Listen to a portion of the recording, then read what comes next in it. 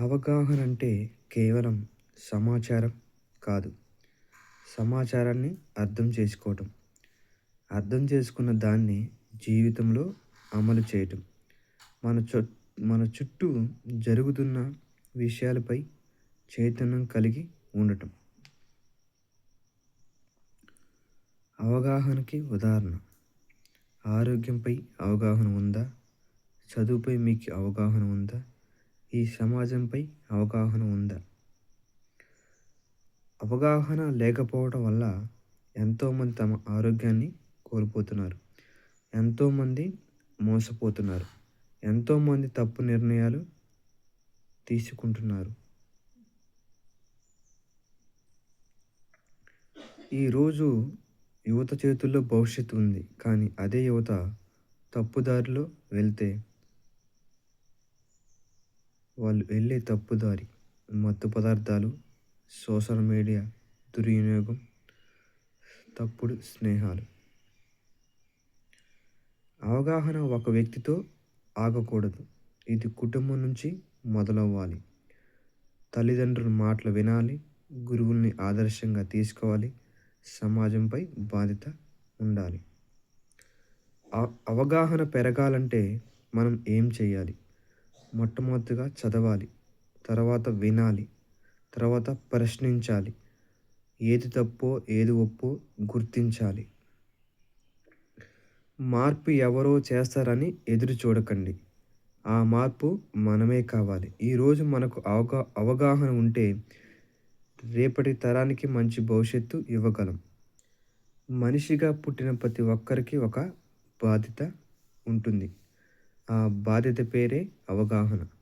మనకు తెలిసిన విషయం మరొకరికి తెలియకపోవచ్చు.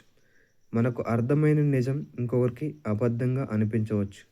అలాంటి సమయంలో మనం మౌనంగా ఉండిపోతే సమాజం నష్టపోతుంది. ఎందరో చదువుకున్న వాళ్ళు తప్పులు చేస్తున్నారు. ఎందరో డబ్బున్న వాళ్ళు మోసపోతున్నారు. ఇవన్నీ ఎందుకు జరుగుతున్నాయి? అవగాహన లేకపోవడం వల్ల. తెలివి ఉండటం వేరు, చైతన్యం ఉండటం వేరు. మన శరీరం దేవుడిచ్చిన గొప్ప వరం. కానీ మనమే దాన్ని నిర్లక్ష్యం చేస్తున్నాం. చిన్న లక్షణం కనిపిస్తే డాక్టర్ దగ్గరకు వెళ్తాం. సమయం దాటిపోయాక దేవుడి మీద ఆధారపడతాం. అవగాహన ఉంటే వ్యాధి రాకముందే జాగ్రత్త పడతాం. ఇక్కడ ఆహారం, నిద్ర, మానసిక ఆరోగ్యం, వ్యసనాలు. చదువంటే మార్కులు మాత్రమే కాదు. చదువంటే జీవన విధానం. డిగ్రీ ఉన్న దిశ లేకపోతే జీవితం అంధకారం. దిశ ఉంటే చదువు తక్కువైన విజయం సాధించవచ్చు. సోషల్ మీడియాపై అవగాహన. ఈరోజు ఒక క్లిక్తో ప్రపంచం మన చేతుల్లో ఉంది. అదే క్లిక్తో జీవితం నాశనం కూడా అవుతుంది. నిజం ఏది, అబద్ధం ఏది తెలుసుకునే అవగాహన మనకు ఉందా లేదా మనం గుర్తించాలి. మత్తు పదార్థాలపై అవగాహన. ఒకసారి అలవాటు పడితే అది మనల్ని వదలదు. మన కుటుంబాన్ని వదలదు. మన భవిష్యత్తును వదలదు.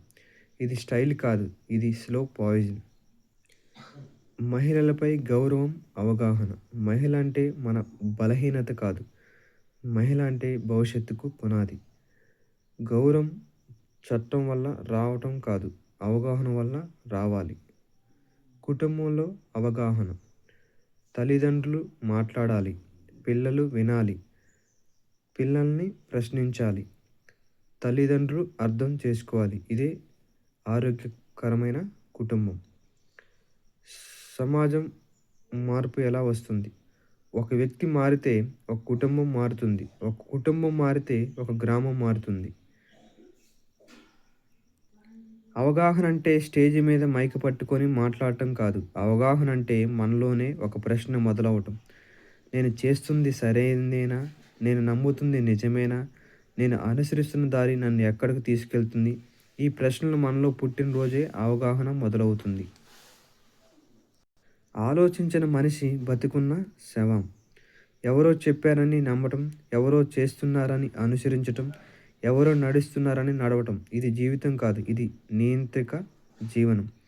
ఆలోచించి మనిషి తన జీవితాన్ని ఇతర చేతుల్లో పెట్టినట్టే. ఆలోచించిన మనిషి తన జీవితాన్ని ఇతర చేతిలో పెట్టినట్టే. ఈరోజు మనం ప్రయాణం చేసేటప్పుడు హెల్మెట్ అవసరం లేదనుకుంటాం. కార్‌లో డ్రైవింగ్ చేసేటప్పుడు సీట్ బెల్ట్ అవసరం లేదనుకుంటాం. డాక్టర్ దగ్గరికి ఎళ్ళకపోతే ఏమైద్దిరా అనుకుంటాం. తర్వాత అదే మాట ఎంతోమంది జీవితాల్లో చివరి మాట అవుతుంది. దీనికి కారణం అవగాహన లేకపోవటం. శరీరం మనం అద్దెకు తీసుకున్న ఇల్లు. ఈ శరీరం మనది కాదు. మనకి కొంతకాలం కోసం దేవుడు ఇచ్చాడు. దాన్ని ఎలా చూసుకుంటామో మన భవిష్యత్తు అలాగే ఉంటుంది. రాత్రంతా ఫోను, సమయం టు సమయం భోజనం చేయకపోవడం, వ్యాయామం లేదు, నిద్ర లేదు. ఇవి చిన్న తప్పులకు అనుకున్నా కానీ వీటి కలయికే పెద్ద వ్యాధుల పునాది. ఒక ఆలోచన మారితే ఒక అలవాట మారిద్ది. ఒక నిర్ణయం మారితే నీ సమాజం మారిద్ది. అవగాహన అంటే వినటం కాదు. అవగాహన అంటే మారటం. ఈ రోజు నుంచి మార్పు చెందుదాం.